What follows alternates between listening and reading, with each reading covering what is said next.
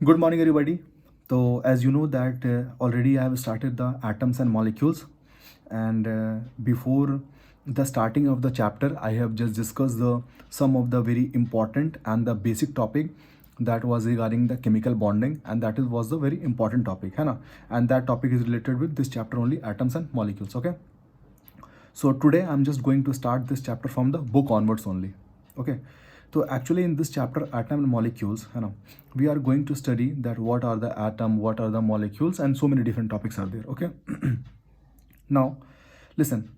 So when the chemistry has starting, you know, so that time the developed brain, they are called the chemist, or you can just say as a scientist at that time, you know, they found that the smallest part of the any of the substance, that is only called the atom. And we know that कि जो भी किसी भी substance का सबसे छोटा part होता है, that is only called the atoms, है ना? और एटम्स जो होते हैं जब आपस में कंबाइन करते हैं तो वो क्या फॉर्म करते हैं? मॉलिक्यूल्स फॉर्म करते हैं। तो एटम जो होता है वो किसी भी एक प्योरेस्ट सब्सटेंस का सबसे स्मॉलेस्ट पार्ट होता है, और वो प्योरेस्ट सब्सटेंस क्या होता है? एलिमेंट्स।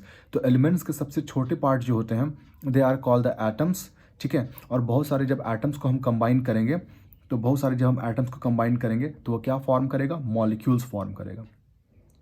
तो आपको पता है कि अगर हम अपने आसपास में देखेंगे तो हमारे आसपास में मिलियंस ऑफ कंपाउंड्स हैं, बहुत अलग अलग टाइप के कंपाउंड्स हैं। तो वो जितने भी कंपाउंड्स हैं, कंपाउंड्स कहने का मतलब होता है जब बहुत सारे मॉलिक्यूल्स को आप मिलाओगे तब वो जाके कंपाउंड बनता है। ठीक है। बहुत सारे अगर सेम एटम को मिलाओगे, एलिमेंट, बहुत सारे अगर सेम मॉलिक्यूल्स को मिलाओगे तो कंपाउंड बनता है। ठीक है। तो हमारे आसपास में मिलियंस ऑफ कंपाउंड है। तो वो मिलियंस ऑफ कंपाउंड जो है वो बहुत सारे एटम्स को मिलकर बनाए होंगे, मतलब पहले मॉलिक्यूल बना होगा और फिर जाकर के बहुत सारे मॉलिक्यूल्स कंबाइन किए होंगे, तब जाकर वो कंपाउंड का फॉर्मेशन हुआ होगा। तो बेसिकली अभी स्टार्टिंग के पार्ट में हम लोग ये पढ़ेंगे कि बहुत सारे जब एटम्स आपस में कंबाइन करते हैं तो वो मॉलिक्यूल्स बनाते हैं। तो जब कभी भी दो या दो से ज़्यादा अगर एटम कंबाइन करते हैं, तो जब वो कंबाइन करते हैं तो उनके पीछे, कम्बिनेशन के पीछे कोई रूल होता है कि नहीं होता है, और अगर रूल होता है तो कौन सा रूल है वो हम लोग पता करेंगे। क्योंकि अगर आप एटम को कंबाइन कर रहे हो तो ऐसा तो नहीं है कि आप जब जब जो मर्जी किसी भी एटम को आपस में कंबाइन करा दो ताकि वो मॉलिक्यूल बन जाए, ऐसा तो नहीं हो सकता है। तो इसका मतलब ज़रूर कुछ ना कुछ ऐसा एक रूल होगा, कुछ ना कुछ रेगुलेशंस होंगे, कुछ प्रॉपर्टीज़ होंगे जिसको मेरे को फॉलो करना पड़ता है for the formation of the molecules. और मॉलिक्यूल्स कैसे बनते हैं? एटम्स को कंबाइन करने से बनते हैं। ठीक है। तो बेसिकली हम लोग जब चैप्टर स्टार्ट करेंगे तो यहाँ पे हम लोग देखते हैं लॉ ऑफ केमिकल कम्बिनेशन। तो लॉ ऑफ केमिकल कम्बिनेशन जो है, लॉ ऑफ केमिकल कम्बिनेशन बताता है कि this is the rule which is associated for the associated with the formation of different type of substances. मतलब लॉ ऑफ केमिकल कम्बिनेशन क्या है कि लॉ ऑफ केमिकल कम्बिनेशन बताता है कि this is the different type of the rule which is associated और related, है ना? मतलब ये जो लॉ ऑफ केमिकल कम्बिनेशन है वो कुछ रूल है जो कि रिलेट करता है कि कोई भी कंपाउंड या मॉलिक्यूल्स का फॉर्मेशन कैसे करते हैं। तो जो डिफरेंट रूल्स है that is only called the laws of chemical combination. तो बेसिकली दो लॉज हैं केमिकल कम्बिनेशन के, दो लॉज हैं। दोनों लॉज को हम लोग एक करके डिस्कस करेंगे। सबसे पहला आता है law of conservation of mass. Law of conservation of mass, conservation का मतलब आप जानते हो, कंजर्वेशन का मतलब होता है बचत करना। ज्योग्राफी में भी आपने पढ़ा होगा conservation, conservation of wild life आपने पढ़ा होगा। तो कंजर्वेशन का मतलब होता है बचत करना। तो लॉ ऑफ कंजर्वेशन ऑफ मास का मतलब होता है कि मास जो है उसको कभी भी डिस्ट्रॉय नहीं होने देना, कभी भी ख़त्म नहीं होने देना। ठीक है। ये सपोज करो ये पेंसिल है, तो अगर ये पेंसिल को अगर मैं मास, अगर इसको अगर मैं वेट करता हूँ, सपोज करो कि ये 20 ग्राम है, 20 ग्राम अगर मैं बीच से तोड़ दूंगा तो हो सकता है कि एक तरफ 9 ग्राम आ जाए, एक तरफ 11 ग्राम आ जाए। तो 9 ग्राम और 11 ग्राम को अगर आप वापस से ऐड करोगे तो वापस से आप देखोगे कि वो 20 ग्राम हो जाए। तो इसका मतलब अभी ये जो है पेंसिल पूरा स्ट्रेट है, और बीच से जब तोड़ दूंगा तो इसका साइज़ छोटा हो चुका है, मतलब एक तरह से फिजिकल चेंज है। तो फिजिकल चेंज होने के बावजूद भी अगर इन दोनों जो दो पीसेज होंगे, इन दोनों का जो मासेज है, इन दोनों का जो मासेज होगा उसको ऐड करोगे तो पूरा पेंसिल के मास के बराबर होगा, है ना? तो यहीं से आपका लॉ ऑफ कंजर्वेशन ऑफ मास आया है कि कभी भी अगर कोई भी अगर केमिकल चेंज या फिजिकल चेंज अगर आप देखते हो, तो कोई भी अगर एक केमिकल चेंज और फिजिकल चेंज होता है तो वहाँ पे मासेस का बिल्कुल भी लॉस नहीं होता है। मतलब जो स्टार्टिंग में मास है और जो बाद में मास होंगे वो बिल्कुल भी सेम होंगे। मतलब जो रिएक्टेंट का मास है और जो प्रोडक्ट का मास है वो बिल्कुल सेम होगा। रिएक्टेंट क्या होता है? जो केमिकल रिएक्शन में पार्टिसिपेट करता है उसको रिएक्टेंट बोलते हैं, ठीक है। और जो उसका एज अ रिजल्ट आता है, रिजल्ट जो केमिकल को मिलाने से जो रिजल्ट आएगा, जो बनेगा, that is only called the product.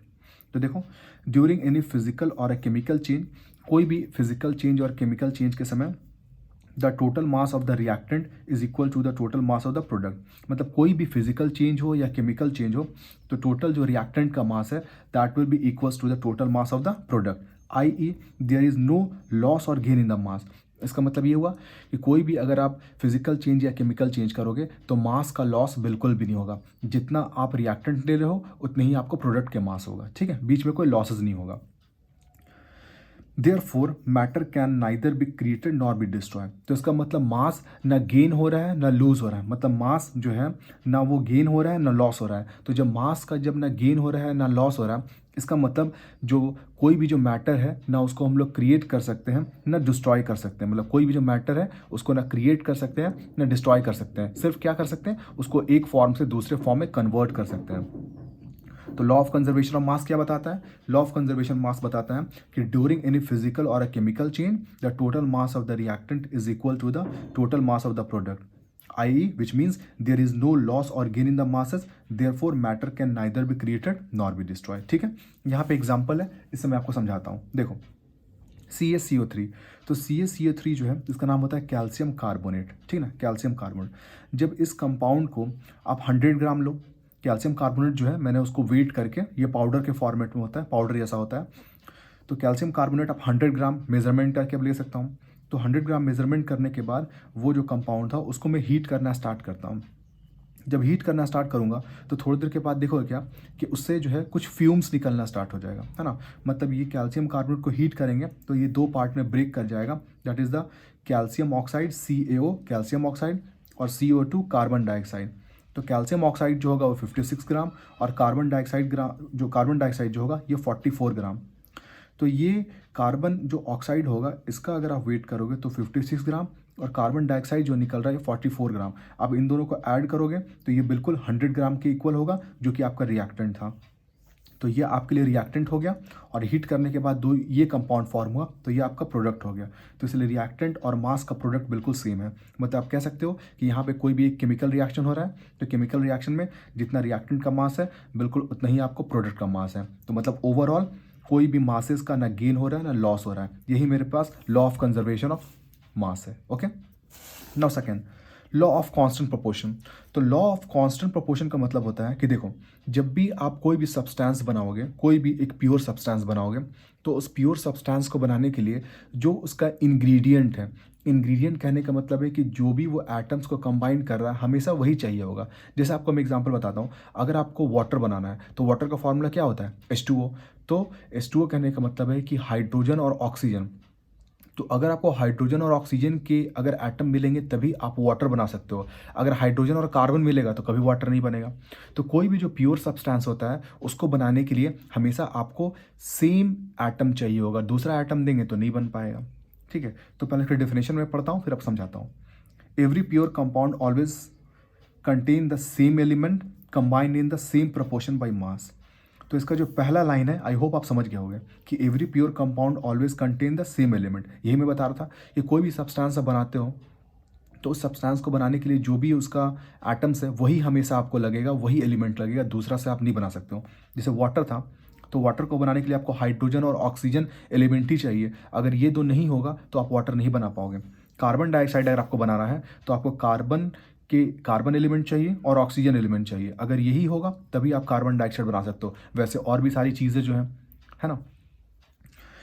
अब यहाँ पे आता है always combine the same proportion of mass. इसका मतलब मैं बताता हूँ, जितने भी एलिमेंट्स होते हैं ना, सारे का एक प्रॉपर्टी होता है कि उनका एक अलग अलग मासेस होता है। ठीक है, वो जैसे चैप्टर आगे बढ़ेगा तो मैं आपको बताऊंगा कि मासेस क्या होता है और कैसे निकालते हैं। ठीक है, फिलहाल अभी आप ये जानो, देखो वाटर है तो वाटर को बनाने के लिए सबसे पहले आप जानो कि इसके लिए हाइड्रोजन और ऑक्सीजन ही चाहिए। अगर ये दो नहीं होगा तो आप बिल्कुल वाटर नहीं बना पाओगे। ठीक है, तो वाटर बनाने के लिए हाइड्रोजन और ऑक्सीजन चाहिए, मतलब कि हाइड्रोजन और ऑक्सीजन, हाइड्रोजन एंड ऑक्सीजन चाहिए होगा। ठीक है, तो यहाँ पे देखो H2 है, मतलब हाइड्रोजन के कितने एटम है? 2। ऑक्सीजन कुछ भी नहीं है तो 1। अब एक हाइड्रोजन का जो मास होता है 1 और एक ऑक्सीजन का मास होता है 16। तो 2 × 1 2 हो गया, और 1 इंटू 16 16। इसको सिंपलेस्ट फॉर्म में करेंगे तो 1:8। मतलब कभी भी आपको अगर वाटर बनाना है तो उसके लिए हमेशा अगर मास ऑफ हाइड्रोजन और मास ऑफ ऑक्सीजन को अगर कंबाइन करेंगे तो हमेशा ये 1:8 में कंबाइंड होगा। कहने का ये मतलब है कि अगर वाटर आप सिंपल से अगर सपोज करो 1 ग्राम ले रहे हो तो ऑक्सीजन कितना लेना पड़ेगा, 8 ग्राम। अगर ये 2 ग्राम ले लोगे तो इधर 2 से मल्टीप्लाई कर दो, 16 ग्राम। तो ये इसका सिंपलेस्ट फॉर्म हो गया। मतलब जब भी आप हाइड्रोजन लोगे तो 1 प्रोपोर्शन में, और ऑक्सीजन लोगे तो हमेशा 8 प्रोपोर्शन में। बाकी आपको जितना बनाना है वो आराम से आप बना लोगे। अगर आपको 10 बनाना है, दोनों साइड 10 मल्टीप्लाई कर लो। तो अगर आप 10 ग्राम या 10 kg हाइड्रोजन चाहिए तो 80 kg आपको क्या चाहिए होगा, ऑक्सीजन। तो ये इसका सिंपलेस्ट फॉर्म है, that is called the ratio. तो कोई भी जो प्योर सब्सटेंस होता है, जब भी उसको बनाना है तो हमेशा आपको पहले सेम एलिमेंट लेने पड़ेंगे। जैसे वाटर को बनाना है तो हमेशा हाइड्रोजन और ऑक्सीजन ही लेना पड़ेगा। अगर हाइड्रोजन ऑक्सीजन आप नहीं लोगे तो कभी आप वाटर नहीं बना पाओगे। और जब भी वो कंबाइंड होगा सेम प्रपोर्शन में, जैसे यहाँ पे H2 है, मतलब हाइड्रोजन के 2 एटम से, इसलिए 2 लिखा गया है। एक हाइड्रोजन का मास होता है 1, ऑक्सीजन के कितने एटम है 1, और यहाँ पे एक ऑक्सीजन का मास होता है 16। तो 1 इंटू 16 और 2 इंटू 1 2, सिंपलेस्ट फॉर्म में 1:8। ठीक है। एक दूसरा एग्जांपल देख लो, कार्बन डाइऑक्साइड। तो कार्बन डाइऑक्साइड को जब भी बनाना है तो हमेशा कौन कौन से एलिमेंट चाहिए होंगे, एक कार्बन और ऑक्सीजन। तो इसका मतलब mass of carbon is to mass of oxygen. तो यहाँ पे देखो कार्बन के एक एटम है तो 1 लिखा हूँ, ऑक्सीजन के 2 एटम है 2 लिखा हूँ, और कार्बन का एक एटम का जो मास होता है 12, और ऑक्सीजन का जो एक एटम का जो मास होता है 16। तो 1 इंटू 12 12 और 2 इंटू 16 32। इसको सिंपलेस्ट फॉर्म में करेंगे तो 3:8। मतलब कार्बन और ऑक्सीजन जब भी कंबाइन होगा तो वो 3:8 में होगा। This is only called the same proportion by mass. ठीक है। तो ये 2 लॉज थे, ये दोनों लॉज जो है वो अपने आप में बहुत इंपॉर्टेंट है। आप इसको वीडियो को अच्छे से देखो, ठीक है, और जो भी मैं इसको दे रहा हूँ इसको आप फेयर कॉपी में नोट करो। ठीक है। Thank you very much.